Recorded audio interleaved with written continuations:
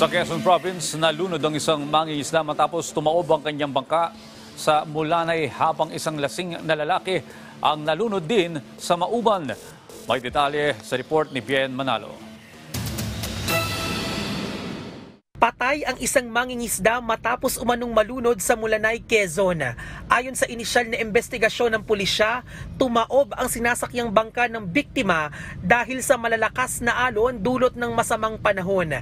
Dead on arrival sa ospital ang biktima. Isang bangkay ang natagpuan na palutang-lutang sa baybaying dagat sa Mauban, Quezon. Kinilala ang biktima na isang 23 anyos at angkas rider na taga Camarin, Caloocan City.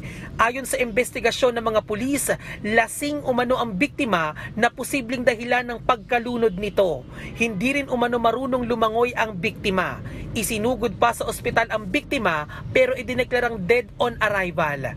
Bien Manalo para sa Morning Show ng Bayan, Rise and Shine Pilipinas.